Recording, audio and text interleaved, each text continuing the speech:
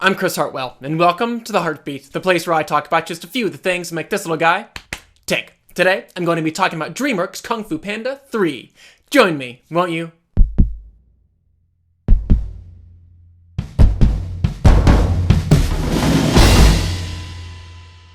In this, the third installment of the Kung Fu Panda series, we find Po, along with his martial artist compadres and freshly reunited family of pandas, being forced to defeat the evil Kai, who has returned from the spirit world to make the name for himself that he never could in life by taking the chi of every single Kung Fu master out there.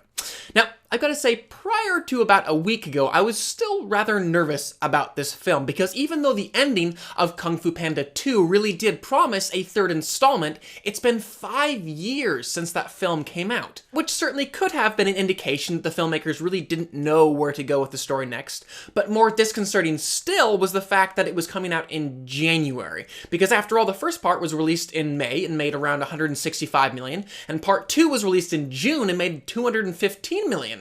So was the fact that the studio was dumping this film in the early parts of the year kind of indication that they didn't believe in it? Well, fortunately, after doing just a few minutes of research, I was very pleased to discover that this film's original release date was actually December 23rd, but was very strategically moved to avoid the Star Wars competition, and then again moved from its March 18th release date to avoid the Batman v Superman Dawn of Justice competition. Now, I feel like some people could walk out of any of the Kung Fu Panda films thinking, well, that was just a series of action sequences very loosely held together by a very simple narrative with some nice cutesy lessons for the kiddos to learn. And I will say, sure, that is true in those regards. These are children's films. But at the same time, my first thought walking out of this film was, I feel like no one told the artists behind this film that they were just making a cartoon for kids. I mean, the number of extremely different and varied environments and the volume of different animal characters, each with their own distinct animation style of movement and combat, and the attention to detail and things like texturing. I mean, the fur, the water, the snow, all those things require so much attention and so much money. And it's just so clear to me that directors Jennifer Yu and Alessandro Carloni are not just frustrated live-action directors waiting for their ticket to leave the animation world. They are milking this medium for all it is worth. Even more than the first two films, they are just celebrating color and vibrancy and contrast and lighting.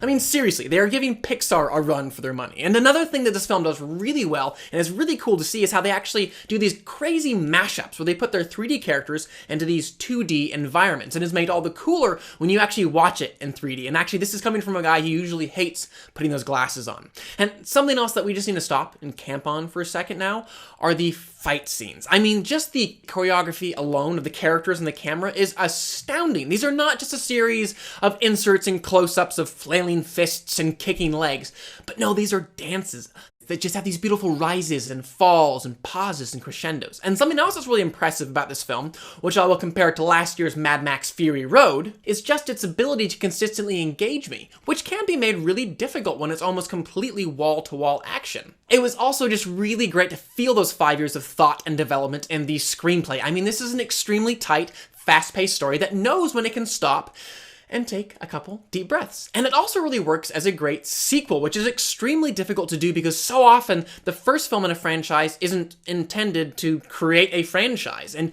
trying to deepen and broaden the story can oftentimes just feel cheap and unmotivated. I mean, I will not even bore you with the list of these straight-to-video Disney films that are worse than the California freeway system. Well, we finished with that road, and it's kind of now a big deal, and a lot of people seem to be enjoying it and driving on it. Well, maybe we should expand it? Well, there's not really room around it to do such things, so maybe we should just start a brand new freeway right over there and hope that doesn't mess anything up. In this film, though, we have characters very naturally evolving, like Po taking on the new responsibility of training, or learning new things about himself and his past, and very naturally bringing others into new conflicts, like the very fun rivalry between Po's adoptive father and his real father. And this film also has great voice acting, and there can really be a danger in animation where things are so controlled, from the raising of an eyebrow to the length of a fingernail to the exact hue of a sunset, where it's so controlled and so measured that an actor like Jack Black, who really is wonderful, can end up becoming stifled, because so much of his comedy really works best when he's kind of just free and allowed to be his silly, zany self. And that's exactly why the comedy on something like The Adventures of Tintin from usually hilarious actors like Simon Pegg and Nick Frost fell so flat. If I had to nitpick a few things from this film, I think the themes that this series has explored are just a little bit repetitious and somewhat simplistic, and also kind of in a funny way sort of contradict themselves. And what I mean by that is Po, who is a panda, is constantly encouraged to be himself and to find his inner peace over realizing that there's no secret ingredient to overcome life's difficulties.